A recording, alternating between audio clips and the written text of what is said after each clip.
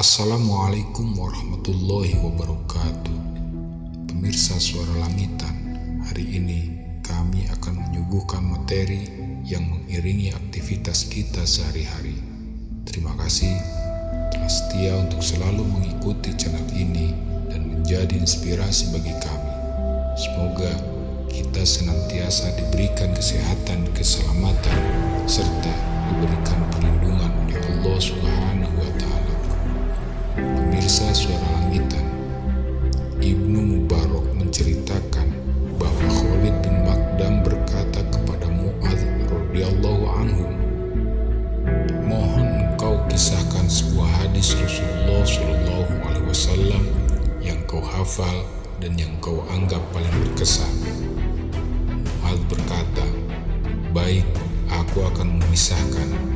Kemudian Mu'adz tampak menangis dan berkata, "Rindu sekali rasanya aku kepada Rasulullah SAW. Ingin sekali aku dapat bertemu beliau." Dia lalu melanjutkan perkataannya, "Ketika aku menghadap Rasulullah SAW, beliau sedang menunggangi unta dan beliau memintaku agar naik di belakang beliau. Kemudian berangkatlah kami dengan menunggang unta itu. Di tengah perjalanan, sekonyong-konyong beliau menengadah ke langit dan bersabda, 'Puji syukur kehadirat Allah yang telah menentukan qada atas makhluk menurut kehendaknya, hei Mu'adz.' Jawabku, 'Benar, ya Sayyidal Mursalin.'" Sabda beliau SAW kemudian, "Aku ingin mengisahkan sebuah riwayat kepadamu. Apabila kamu menghafalnya, akan sangat berguna bagimu. Tetapi jika kamu memandangnya remeh, maka kelak kamu tidak akan memiliki hujah di hadapan Allah Subhanahu wa Ta'ala. Wahai Mu'adz, sebelum menciptakan langit dan bumi, Allah telah menciptakan 7 malaikat.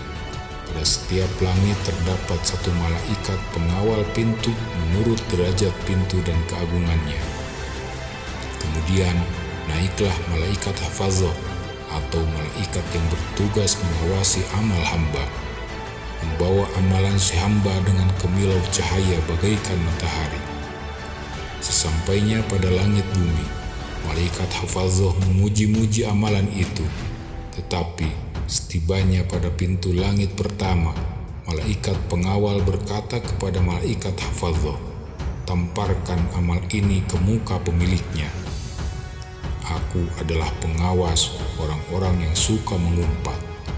Aku diperintahkan oleh Tuhanku agar menolak amalan-amalan orang yang suka mengumpat, dan supaya aku tidak membiarkannya melewatiku."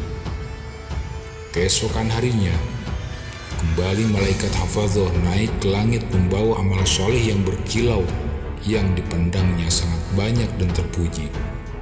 Sesampainya ke langit kedua, ia lolos dari malaikat penjaga pintu langit pertama, sebab pemiliknya bukan seorang pengumpat. Malaikat pengawal berkata, "Berhenti dan lemparkanlah amalan ini ke muka pemiliknya, sebab dia beramal dengan mengharapkan dunia. Aku diperintahkan oleh Tuhanku agar tidak membiarkannya melewatiku." Maka para malaikat melaknat orang itu. Hari berikutnya, kembali malaikat hafazah naik ke langit membawa amal seorang hamba yang sangat memuaskan, penuh sedekah, puasa, dan berbagai kebajikan yang oleh malaikat hafazah dianggapnya sangat mulia dan terpuji. Sesampainya di langit ketiga, ia lolos dari malaikat penjaga pintu langit pertama dan kedua, sebab pemiliknya bukan seorang pengumpat atau pengharap dunia. Malaikat pengawal berkata, "Berhenti, tamparkan amal itu ke muka pemiliknya. Aku malaikat penjaga sifat sombong. Aku diperintahkan oleh Tuhanku agar aku tidak membiarkannya melewatiku. Sesungguhnya dia telah bersikap sombong kepada manusia dalam majelis-majelis mereka." Hari berikutnya, kembali malaikat hafadzah naik ke langit membawa amal hamba yang lainnya yang terang berkilauan bagaikan bintang dan mengeluarkan suara gemuruh, penuh tasbih, puasa, sholat, haji, dan umroh. Sesampainya di langit keempat, ia lolos dari malaikat pengawal pintu pertama, kedua, dan ketiga, sebab pemiliknya bukan seorang pengumpat atau pengharap dunia atau orang yang sombong. Malaikat pengawal berkata, "Berhenti, tamparkan amal itu ke muka pemiliknya. Aku adalah malaikat penjaga ujub. Aku diperintahkan oleh Tuhanku agar tidak membiarkannya melewatiku. Sesungguhnya dia beramal dengan disertai ujub." Hari berikutnya, kembali malaikat hafadzah naik ke langit membawa amalan hamba lainnya yang sangat baik dan mulia, penuh jihad, haji, umroh, sehingga bercahaya seperti kilauan matahari. Sesampainya di langit kelima, ia lolos dari malaikat pengawal pintu pertama, kedua, ketiga, dan keempat, sebab pemiliknya bukan seorang pengumpat atau pengharap dunia atau orang yang sombong atau orang yang ujub. Malaikat pengawal berkata, "Aku malaikat penjaga hasud. Walaupun amalannya amat bagus, namun dia suka hasud kepada orang lain yang memperoleh kenikmatan dari Allah Subhanahu wa Ta'ala. Dengan demikian, berarti dia membenci zat yang meridhoi. Sungguhnya, aku diperintahkan oleh Tuhanku agar tidak membiarkannya melewatiku." Hari berikutnya, kembali malaikat hafadzah naik ke langit membawa amalan hamba lainnya yang berupa wudhu yang sempurna, sholat yang banyak, puasa, haji, dan umroh. Sesampainya di langit keenam, ia lolos dari pengawal malaikat pintu langit pertama, kedua, ketiga, keempat, kelima, sebab pemiliknya bukan seorang pengumpat atau pengharap dunia atau orang yang sombong atau orang yang ujub ataupun hasud. Malaikat pengawal berkata, "Aku malaikat penjaga rahmat belas kasih. Berhenti, tamparkan amal ini ke muka pemiliknya. Selama hidupnya, orang ini tidak pernah mengasihi orang lain. Bahkan, dia merasa senang jika melihat yang lainnya ditimpa musibah. Aku diperintahkan oleh Tuhanku agar tidak membiarkannya melewatiku." Hari berikutnya kembali malaikat hafadzah naik ke langit 7, membawa amalan yang lebih baik dari yang lalu, berupa sedekah, puasa, sholat, jihad, dan waro. Suaranya menggelegar bagai petir menyambar-nyambar dan bercahaya bagai kilat. Sampainya di langit ketujuh, malaikat pengawal berkata, "Aku malaikat penjaga sum'ah yang tidak ingin terkenal. Sesungguhnya pemilik amal ini menginginkan kemasyhuran dalam setiap perkumpulan, menginginkan derajat tinggi di waktu berkumpul dengan kawan-kawan sebaya, ingin mendapatkan pengaruh dari para pemimpin. Aku diperintahkan oleh Tuhanku agar tidak membiarkannya melewatiku, sebab ibadah yang bukan karena Allah adalah riya, dan dia tidak menerima amal ibadah orang-orang yang ahli riya." Kemudian malaikat hafadzah kembali naik ke langit membawa amal dan ibadah seorang hamba berupa ibadah, sholat, puasa, haji, umroh, akhlak mulia, pendiam, suka berzikir kepada Allah, dengan diiringi para malaikat dari 7 lapis langit hingga terbukalah seluruh hijab menuju kepada Allah Subhanahu wa Ta'ala.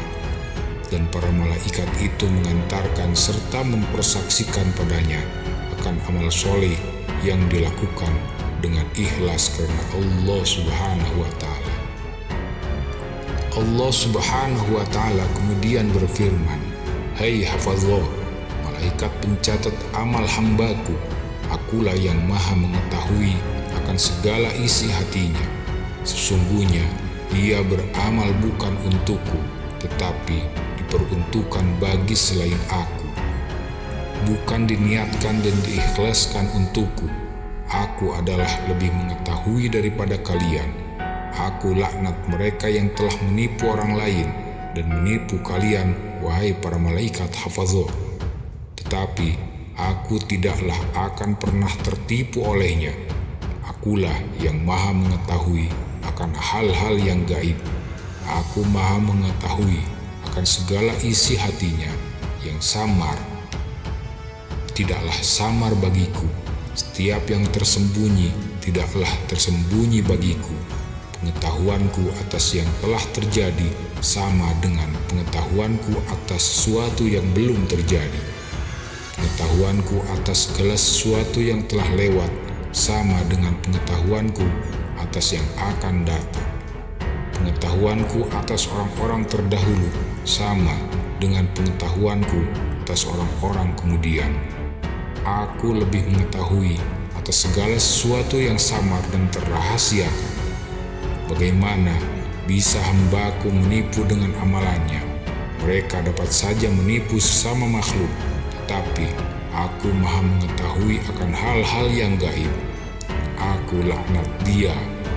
7 malaikat di antara 3.000 malaikat berkata, "Ya Tuhan, dengan demikian tetaplah laknatmu dan laknat kamu atasnya."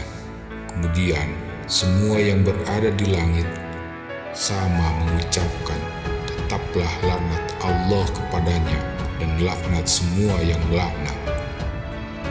Demi mendengar semua itu, Mu'adz lantas menangis terseduh-seduh, kemudian berkata, "Ya Rasulullah, bagaimana kita dapat selamat dari semua yang engkau sebutkan tadi?"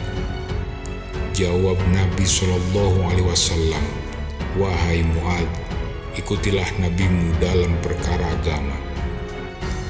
Aku Mu'adz berkata, "Engkau adalah Rasulullah, sedangkan aku hanyalah Mu'adz bin Jabal. Bagaimana aku dapat selamat dari bahaya itu?" Beliau SAW bersabda, "Kamu benar wahai Mu'adz. Apabila dalam amal perbuatanmu terdapat kekurangan, maka tahanlah lidahmu jangan sampai menjelek-jelekan orang lain, terutama saudara-saudaramu sesama penganut ajaran Al-Quran. Janganlah kamu menjelek-jelekan mereka, sebab pada dirimu pun terdapat celah. Janganlah kamu merasa benar dengan memandang hina saudara-saudaramu. Janganlah kamu perlihatkan amal perbuatanmu dengan tujuan agar diketahui oleh banyak orang. Janganlah kamu terlalu jauh memasuki urusan dunia sehingga membuat dirimu lupa akan perkara akhirat. Janganlah kamu mendoakan seseorang dengan ucapan yang berbeda dengan apa yang ada di hatimu. Janganlah kamu memandang agung akan dirimu terhadap manusia, maka akan putuslah bagimu segala kebaikan dunia dan akhirat. Janganlah kamu berlaku nista dalam majelismu sehingga orang-orang pergi menjauh karena keburukan perangaimu. Janganlah kamu suka mengungkit-ungkit kebajikan kepada manusia. Janganlah kamu merobek-robek perihal pribadi orang lain. Niscaya dirimu kelak akan dirobek-robek pula oleh anjing-anjing Jahannam, sebagaimana firman Allah Subhanahu wa Ta'ala dalam surah An-Nazi'at ayat 2. A'udzu billahi minasyaitonir rajim. Wan-nasyitati nashta. Dan malaikat-malaikat yang mencabut nyawa dengan lemah lembut, yakni ia akan mengupas daging dari tulang. Aku Mu'adz bin Jabal bertanya, "Ya Rasulullah, lalu siapakah orang yang sanggup menanggung penderitaan ini?" Jawab Nabi SAW, "Wahai Mu'adz, sesungguhnya apa yang aku sebutkan kepadamu tadi sangatlah mudah bagi orang yang diberi kemudahan oleh Allah Subhanahu wa Ta'ala, yaitu cukuplah kamu dengan jalan mencintai untuk orang lain apa-apa yang kamu cintai untuk dirimu sendiri." benci untuk mereka apa yang kamu benci untuk dirimu sendiri. Dengan demikian, maka kamu akan selamat.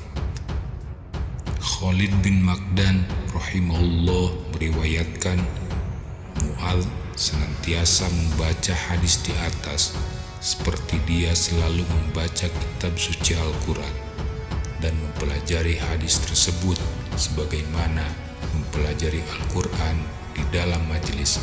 Wallahu a'lam. Terima kasih atas perhatiannya. Wassalamualaikum warahmatullahi wabarakatuh.